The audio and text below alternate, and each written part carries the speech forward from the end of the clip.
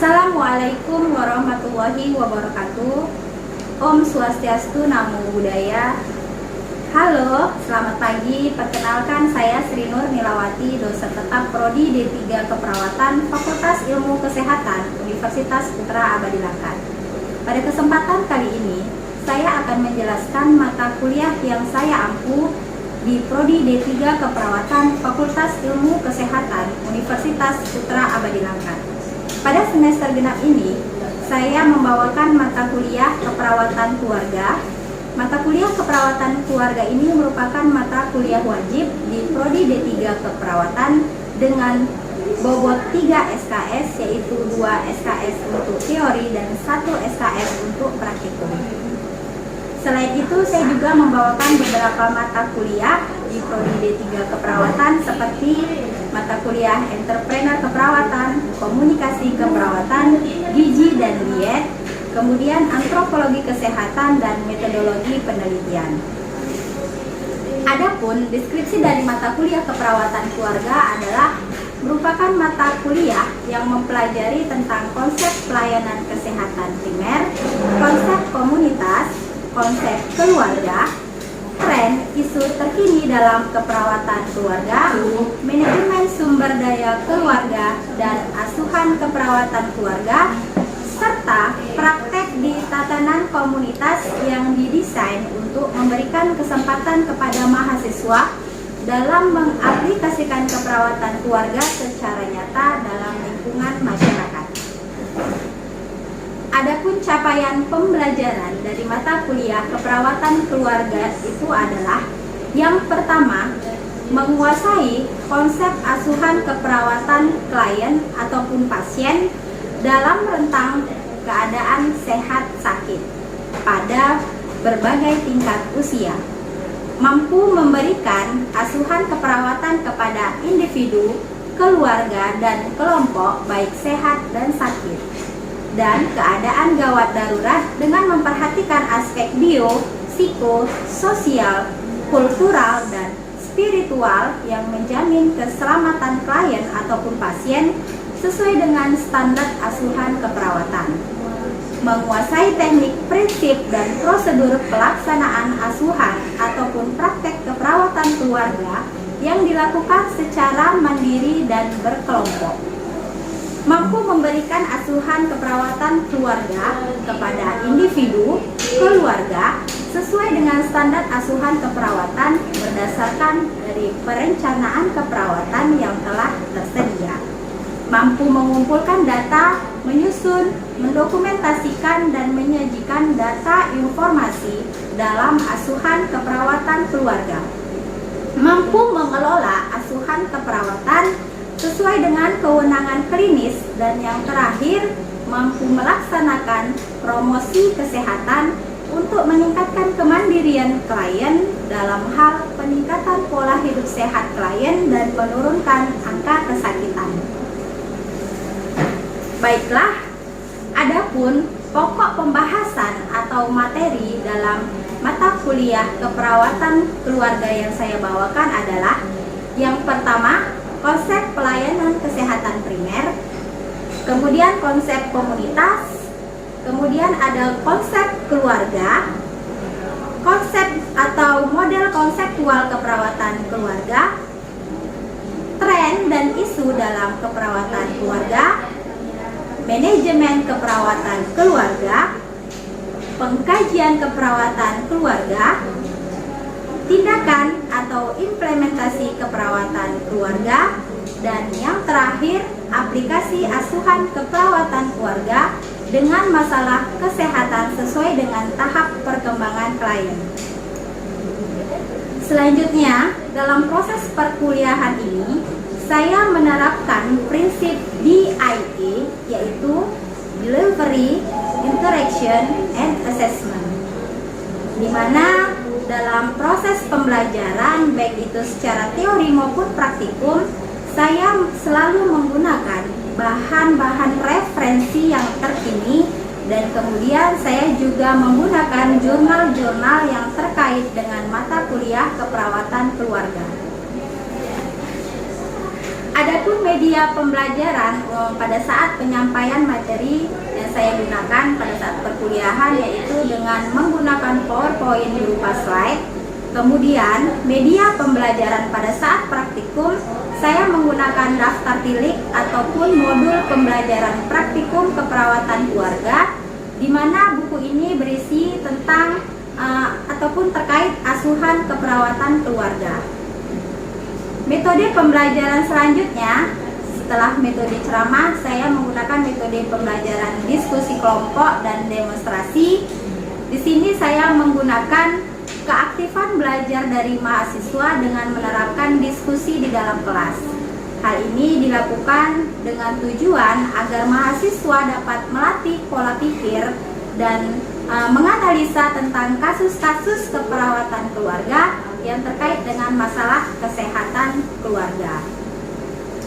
Kemudian metode pembelajaran selanjutnya yaitu dengan role play, yang merupakan metode dengan cara mendramatisasi suatu keadaan atau menirukan aktivitas tertentu atau karakter tertentu yang dilakukan dengan cara mengarahkan mahasiswa dengan tujuan menginovasi pembelajaran pada asuhan keperawatan keluarga itu sendiri. Tujuannya supaya lebih meningkatkan keterampilan komunikasi mahasiswa, pengetahuan, kemampuan psikomotorik, memotivasi refleks diri dari mahasiswa itu sendiri. Mahasiswa mampu berpikir kritis dan meningkatkan efikasi diri mahasiswa dalam asuhan keperawatan keluarga. Biasanya sebelum saya memulai proses pembelajaran, saya selalu melakukan review materi sebelum di pertemuan sebelumnya. Hal ini bertujuan agar mahasiswa lebih memahami atau mengerti tentang pembelajaran yang sudah saya berikan di pertemuan sebelumnya. Perkuliahan dilakukan secara luring atau tatap muka di dalam kelas sehingga memungkinkan saya lebih banyak berinteraksi langsung dengan mahasiswa dan juga untuk melihat keaktifan mahasiswa dalam menerima dan memahami pelajaran atau materi yang saya berikan. Untuk sistem evaluasi sendiri biasanya saya memberikan tugas ataupun kuis kepada mahasiswa yang nantinya akan diberikan penilaian tersendiri. Dan biasanya di awal perkuliahan saya menampilkan rencana pembelajaran semester atau RPS keperawatan keluarga. Kemudian saya melakukan kontrak ataupun perkuliahan dengan mahasiswa. Kemudian juga terdapat presentasi penilaian selama proses perkuliahan atau pembelajaran berlangsung, sehingga mahasiswa ini memiliki strategi tersendiri untuk mencapai nilai tertinggi sesuai dengan presentasi penilaian yang telah disepakati. Saya menggunakan penilaian dengan ketentuan sebagai berikut, yaitu kehadiran, tugas, ujian tengah semester atau UTS, ujian akhir semester atau UAS, dan ujian praktikum, di mana masing-masing kriteria penilaian ini memiliki bobot. Untuk kehadiran 10%, untuk tugas 20%, untuk ujian tengah semester 20%, dan untuk ujian akhir semester dan ujian praktikum itu sebesar 50%. Baiklah, selanjutnya saya akan menampilkan video proses pembelajaran real tatap muka di dalam kelas yang berkaitan dengan mata kuliah keperawatan keluarga di Prodi D3 Keperawatan Fakultas Ilmu Kesehatan Universitas Putra Abadi Langkat. Mari kita saksikan bersama-sama video pembelajaran mata kuliah keperawatan keluarga. Assalamualaikum warahmatullahi wabarakatuh. Waalaikumsalam warahmatullahi wabarakatuh. Oke, hari ini kita berjumpa lagi ya di kelas yang sama, semester yang sama, dan hari ini kita akan membahas mata kuliah keperawatan keluarga dengan pokok bahasan konsep dasar keperawatan keluarga. Sebelum kita nanti kuliah, alangkah baiknya itu kita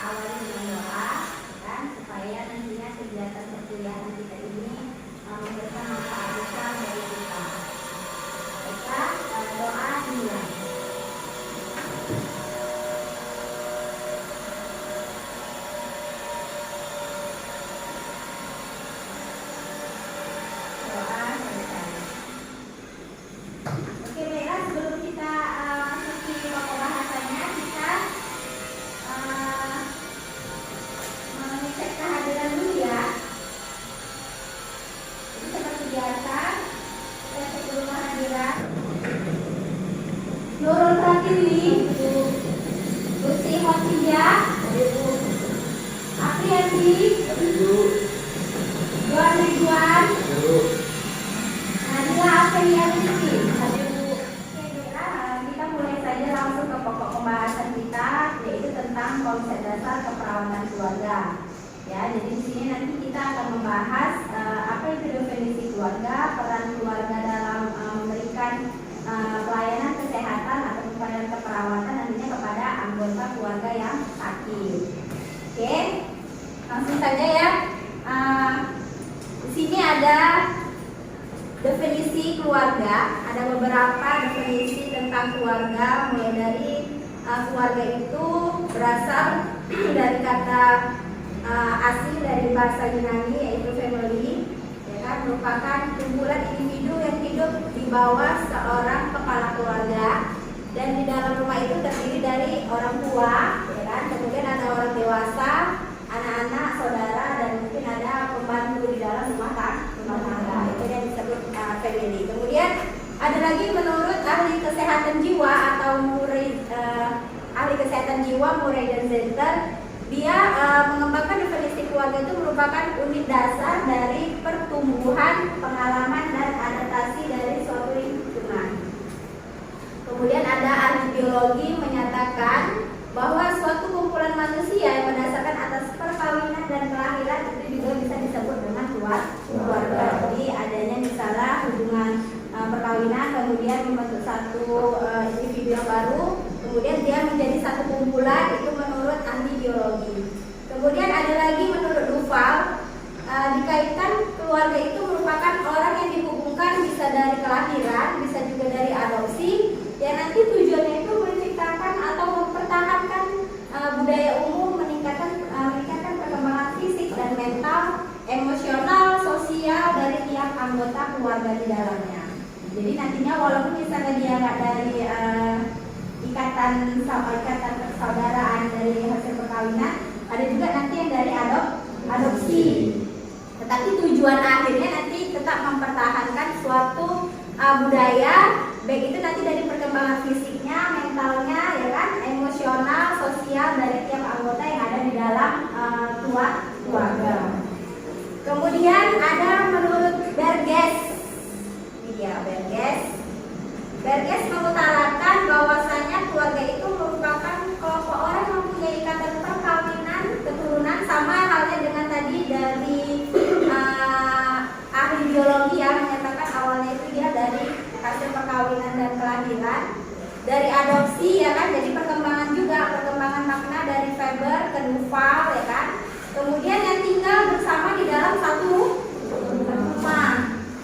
Jadi kalau seperti mahasiswa sekarang ini yang tinggal di dalam satu rumah, ada ayah, ada ibu, ada kakak, ada adik, ya kan, atau ada saudara sepupu yang tinggal di satu rumah, atau ada misalnya nanti asisten rumah tangga di dalam satu ruangan, di dalam satu rumah, itu juga sudah disebut dengan namanya keluarga.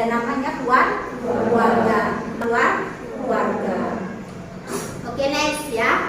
Selanjutnya menurut Undang-Undang Nomor 10 Tahun 92.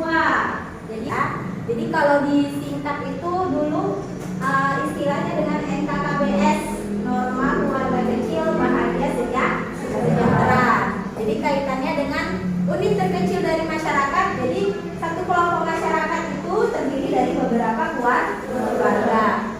Unit terkecil dari masyarakat yang terdiri dari suami istri dan anaknya, kemudian atau ayah dan anaknya, atau ibu dengan anaknya. Tahun 94 ya, bahwasanya keluarga itu dibentuk harus dari atau berdasarkan atas perkawinan yang biasa. Karena kita negara timur, ya kan, punya undang-undang, punya hukum, jadi perkawinan itu harus dilakukan secara sah. Sehingga misalnya anggota keluarga yang nantinya dilahirkan juga diakui. Jadi diharapkan perkawinannya itu harus sah. Oke, jelas? Lanjut ya. Kemudian kalau dari definisi tadi yang sudah kita baca, yang sudah kita lihat, bahwa sosial. Jadi seperti yang saya beritahukan bahwasanya dalam satu lingkungan masyarakat itu bagian yang terkecilnya itu adalah keluarga. Keluarga itu terdiri dari, kalau misalnya di rumah ada ayah, ya kan, ada ibu, ada 2 orang atau lebih. Jadi nggak boleh single. Kalau yang masih lainnya bisa dikatakan keluarga. Dia harus terdiri dari misalnya suami istri aja juga boleh, itu sudah dikatakan keluarga. Kemudian ada ikatan perkawinan atau pertalian darah, atau memang anak yang sudah tidak ada lagi orang tuanya, tapi mempunyai ikatan pertalian darah, ya kan, saudara sekandung, ya kan, antara adik dan kakak tinggal di satu rumah, kemungkinan ayah dan ibunya sudah tidak ada, itu mereka lebih dari 2 orang, itu dikatakan keluarga. Berinteraksi satu sama lainnya, setiap anggota keluarga menjaga. Kalau ibu ngapain lagi perannya? Kalau dia ibu rumah tangga berarti menyediakan makanan, ya kan, yang sehat yang bisa dikonsumsi oleh anggota keluarga. Kalau anak, apa fungsi dan perannya? Nah, itu saja seperti itu ya. Kemudian menciptakan dan mempertahankan suatu budaya. Hal ini dia, ada keluarga inti. Keluarga inti yang terdiri dari ayah, ibu, suami, istri, ya kan? Ada ayah, ibu atau suami, istri dan anak. Kemudian keluarga. Kemudian single parent. Satu orang ayah ataupun satu orang ibu dengan anak. Single adult. Keluarga besar. Ini keluarga besar sampai seringnya anaknya sudah menikah lagi, tinggal juga di rumah itu, ada 2 kakak, ya kan, jadi sehingga ada generasi 1, 2, 3 di dalam rumah tersebut. Itu keluarga besar. Keluarga usilah, ini biasanya keluarganya anaknya sudah menikah dan misalnya pindah ke luar kota, tidak tinggal satu rumah dengan ayah ibunya. Misalnya nanti si John, ya kan, yang biasanya kan tinggalnya sama orang tuanya, karena sudah menikah, merantaulah dia pindah, ya kan. Nah, itu namanya ayah ibu si John itu nanti dikatakan keluarga usilah. Itu untuk yang tipe tradisional. Sampai tipe tradisional ini ada yang mau ditanyakan? Lanjut. Ada terus tipe yang kedua, non tradisional. Ini keluarga besar. Tetapi di commune family ini sumber dana ataupun sumber penghidupan itu diambil dari satu orang, atau misalnya semua anggota keluarganya itu bekerja bersama-sama untuk menghidupi para anggota keluarga. Kalau mungkin yang di keluarga besar, masing-masing kepala keluarganya menanggung jawab keluarganya, hanya saja tempat tinggalnya berada di dalam satu rumah. Oke, lanjut. Sekarang kita bahas tentang fungsi keluarga berdasarkan ahli Friedman. Ya, di sini ada beberapa fungsi keluarga. Yang pertama itu ada fungsi afektif, kemudian fungsi sosialisasi, fungsi reproduksi, fungsi perawatan, dan fungsi ekonomi. Kalau fungsi sosialisasi ini nanti bagaimana ayah ibu berinteraksi atau berkomunikasi, ya kan, saling memberi perhatian kepada para anggota keluarga, sehingga nantinya tujuan terakhirnya itu bisa diciptakan suatu keluarga yang bahagia. Masuk fungsi perawatan. Fungsi perawatan ini misalnya contoh, kalau ada salah satu keluarga yang sakit, maka anggota keluarga yang lainnya itu mampu merawat keluarga yang sakit. Atau misalnya anggota keluarga yang lain, contohnya ibu lah, biasanya yang mempunyai peranan penting dalam perawatan kesehatan. Ekonomi ini biasanya yang punya peran iya, ayah, ya kan, bagaimana ayah bisa memenuhi kebutuhan para anggota keluarga yang ada di dalam rumahnya, ya kan, mulai dari misalnya kebutuhan apa yang perlu uang, iya, kebutuhan makanan, kebutuhan apa lagi? Pakaian. Iya, pakaiannya, masa nggak pakai baju, ya kan? Kemudian kebutuhan apa lagi? Tempat berlindung. Iya, rumah, ya kan? Kalau kita bilang tuh kebutuhan primer, ada apa? Pangan, sandang, iya, papan. Jadi fungsi ekonomi ini biasanya tugas ayah ya kan untuk memenuhi kebutuhan keluarga. Jadi kalau nggak ada uang, otomatis untuk memenuhi kebutuhan makanan nggak bisa, memenuhi kebutuhan sandang juga nggak bisa ya kan, apalagi untuk tempat berlindung. Baiklah, dari materi tadi, dari pokok bahasan yang sudah saya jelaskan, kira-kira ada yang mau bertanya mengenai konsep dasar keperawatan keluarga?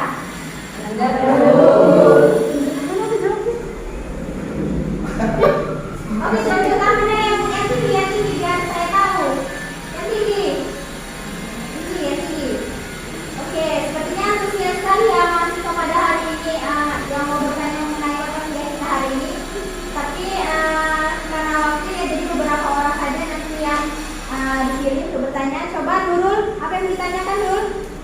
Bagaimana tahap perkembangan pada keluarga yang baru memiliki anak berulang ibu? Oke, itu Nurul, bagaimana perkembangan keluarga pada situasi keluarga yang baru punya anggota baru ya kan, bayi baru lahir. Lagi, siapa tadi yang mau bertanya? Oke, John. Apa pertanyaannya John? Bagaimana peran perawat keluarga jika tidak dari segi education? Oke, peran perawat jika dilihat dari segi edukasi, educationnya. Ada lagi, kita kumpulin dulu pertanyaannya ya, nanti kita jawab masing-masing. Ya, Selvi? Kalau tadi sudah itu peran education, kalau di Selfie peran perawat supaya pada seperti itu seperti apa? Oke, kalau Selvi neneknya selalu konselor. Sebenarnya hampir-hampir ini pertanyaan Selvi sama pertanyaan si John ya. Satu edukasi, satu lagi konselor ya. Nah, kita jawab dulu pertanyaan yang pertama. Tugas perkembangan keluarga sesuai dengan tahap perkembangan apabila keluarganya itu punya anak bayi baru lahir itu gimana Bu? Gitu ya kan. Jadi ini tadi udah sekilas kita bahas kalau punya pengalaman misalnya mengurus bayi ya kan. Jadi dia harus ada persiapan untuk menjadi orang tua. Baru yang kedua itu harus beradaptasi dengan perubahan adanya anggota keluarga baru, interaksi keluarga, hubungan seksualnya dan kegiatannya. Jadi mungkin karena masih baru punya anggota keluarga baru, otomatis yang pertama hubungan itu antara suami dan istri pasti berganti peran menjadi seorang ayah. Istri juga berganti peran menjadi seorang ibu karena tadi sudah ada kedatangan anggota baru. Lanjut untuk tadi pertanyaan John, bagaimana peran perawat dilihat atau ditinjau dari segi edukator atau education ya, education. Jadi kalau katanya sebagai education berarti kita harus bisa memberikan pendidikan, ya kan? Memberikan pendidikan kepada misalnya sasaran kita siapa? Keluarga misalnya atau individu. Terkait apa? Masalah kesehatan keluarga. Bagaimana kita bisa memperbaiki derajat kesehatan masyarakat mulai dari kelompok kecilnya dulu. Jadi sebagai konselor, nah kalau misalnya ada suatu masalah kesehatan yang memerlukan pendampingan dari petugas kesehatan, baik itu perawat, nanti bisa didatangi perawatnya. Kita mengadakan konsultasi seperti komunikasi ya kan, komunikasi konseling. Misalnya dari pasien yang memiliki masalah keperawatan keluarga dengan perawat, sehingga nanti hasil akhirnya diharapkan ada pemecahan masalah atau solusi dari masalah keperawatan keluarga yang telah ada. Oke, sampai sini ada lagi? Jelas? Oke, nah sekarang gantian ya. Untuk review mata kuliah atau pokok bahasan kita hari ini, saya mau menempatkan beberapa pertanyaan supaya menilai bahwasanya mahasiswa ini paham dengan materi atau pokok bahasan yang disampaikan pada hari ini terkait dengan pembahasan kita konsep dasar dalam keperawatan keluarga. Oke, saya mau bertanya tentang fungsi keluarga. Kalau yang tahu cuci tangan nanti ya. Fungsi keluarga jika ditinjau dari segi ekonomi. Jadi kan tadi keluarga itu banyak fungsinya ya. Jadi coba jelaskan fungsi keluarga jika dia ditinjau dari segi ekonominya. Siapa yang bisa jawab? Izin Bu, saya menjawab. Oke, Nadila jawab. Fungsi ekonomi dalam keluarga untuk memenuhi seluruh kebutuhan anggota keluarga, misalnya seperti makanan, pakaian, dan tempat tinggal. Oke, Oke, jadi tadi udah kita bahas fungsi keluarga dalam ekonomi. Biasanya punya peran seorang aktif dalam nanti yang misalnya menyediakan dari kebutuhan makanan, pangan dan benar apa yang dikatakan apa yang disampaikan oleh Nadila. Ya, jadi sepertinya sudah memahami fungsi dari keluarga. Kemudian satu lagi, kalau fungsi keluarga dari segi perawatan kesehatan. Nah, saya, oh ya, giving. Coba jawab. Dalam fungsi ini mempunyai peran untuk mempertahankan keadaan kesehatan keluarga agar tetap memiliki produktivitas yang tinggi, mencegah terjadinya gangguan kesehatan dan merawat anggota keluarga yang sakit, Bu. Oke, ya, jadi kita saya jelasin ya kalau tadi masalah fungsi atau peran keluarga dari segi perawatan kesehatan, maka anggota keluarga harus bisa ya kan, misalnya merawat keluarga yang sakit, meningkatkan perilaku kesehatan. Jadi sehingga nantinya tercapailah keluarga kecil yang bahagia dan sejahtera. Oke, sampai di sini dulu lah perkuliahan kita hari ini. Semoga nantinya materi yang kita bawakan atau yang saya sampaikan hari ini bisa kalian pahami. Dan nanti untuk pertemuan berikutnya kita akan melakukan review ulang ya. Jadi nanti akan ada beberapa review atau pertanyaan yang saya ajukan terkait dengan pembahasan kita pada hari